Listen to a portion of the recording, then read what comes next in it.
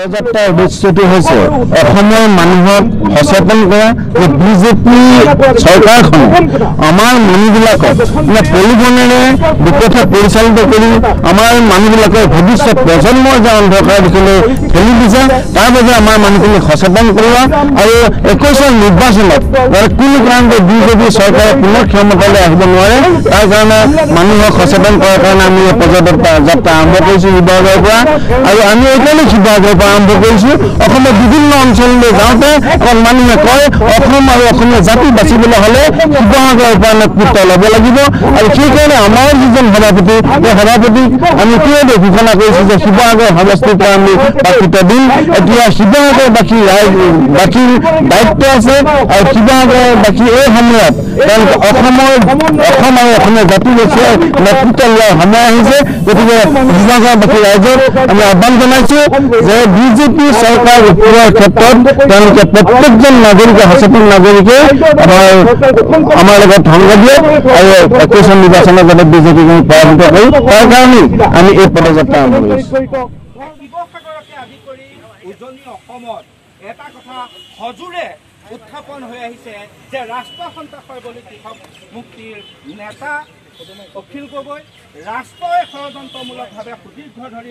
দিন ধৰি পেলাই বন্দী কৰি ৰখাৰ ষড়যন্ত্ৰৰ যি অংশীদাৰ হিচাপে চৰকাৰখনক গণ্য কৰাইছে এই চৰকাৰ উফৰোৱাৰ আচলতে এক প্ৰচেষ্টা বুলি ক'ব বিচাৰে যি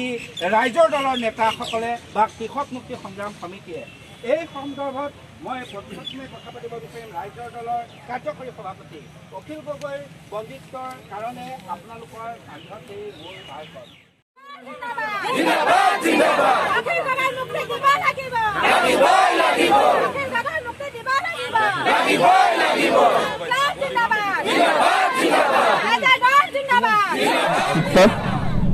আজি ৰাইজৰ দলৰ নেতৃত্বত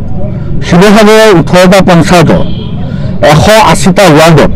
প্ৰত্যেকটো ৱাৰ্ডতে আমি ৰাইজৰ দলে পদযাত্ৰা কৰি বিজেপি নেতৃত্বাধীন চৰকাৰখন গঠন হোৱাৰ পিছত প্ৰত্যেকটো কামেই অসম আৰু অসমীয়া বিৰোধী আমি দেখিবলৈ পাইছোঁ। বিজেপি নেতৃত্বাধীন চৰকাৰখনৰ দিনত কৃষক মুক্তি সংগ্ৰাম সমিতিৰ উপদেষ্টা তথা ৰাইজৰ দলৰ সন্মানীয় সভাপতি অখিল গগৈ ডাঙৰীয়াক অন্যায়জনকভাৱে যি ধৰণে কাৰাগাৰত ৰাখি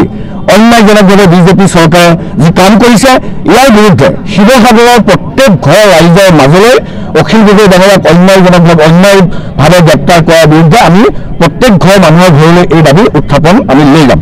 আমি দেখিবলৈ পাইছোঁ বিজেপি নেতৃত্বাধীন চৰকাৰখন গঠন হোৱাৰ পিছত প্ৰত্যেকটো কামে অসম আৰু অসমীয়া বিৰোধী তথা উত্তৰ পূৰ্বাঞ্চল বিৰোধী কাম কৰা আমি দেখিবলৈ পাইছোঁ। বিজেপি চৰকাৰখন গঠন হোৱাৰ আগত নৰেন্দ্ৰ মোদী ডাঙৰীয়াই অসমত আহি কৈছিলে যে আমি বাংলাদেশী খেদিম। নৰেন্দ্ৰ মোদী ডাঙৰীয়াই কৈছিলে যে আমি অসমৰ মাটি বাংলাদেশক নিদিওঁ, কিন্তু আমি দেখিবলৈ পালোঁ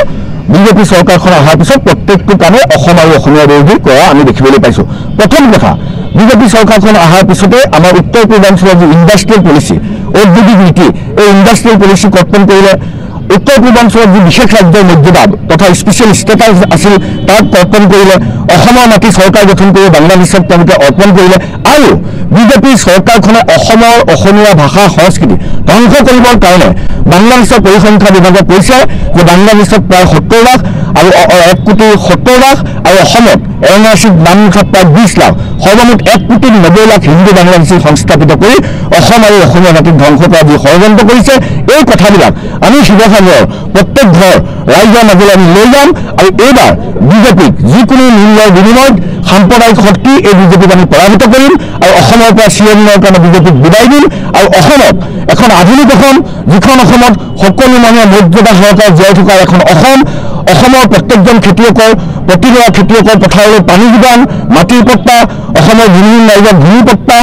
আৰু অন্যান্য যিবিলাক সমস্যা আছে আমি বিজ্ঞানসন্মতভাৱে ৰাইজৰ দলৰ এই সমস্যাবিলাক উত্থাপন কৰিম আৰু সমাধান কৰিম আৰু লগতে এই কথাটো কৈছোঁ এইবাৰ ৰাইজৰ দলৰ চৰকাৰ গঠন হ'লে বিজেপি তথা কংগ্ৰেছৰ দিনৰ আটাইতকৈ দুৰ্নীতিগ্ৰস্ত মন্ত্ৰী হিমন্ত বিশ্ব শৰ্মাৰ নিচিনা প্ৰত্যেকটো কেলেংকাৰীৰ লগত জড়িত সাৰদা লিলবাৰ্ডাৰ উত্তৰ কাছাৰ এই কেলেংকাৰীত জড়িত ব্যক্তিসকলে যেনে তাবলৈ সামৰি থাকক এই আমি ৰাইজৰ দলে আজি এই পদযাত্ৰা জৰিয়তে সমগ্ৰ এই বিষয়সমূহ শিৱসাগৰবাসী ৰাইজৰ মাজত উত্থাপন কৰিম। ধন্যবাদ।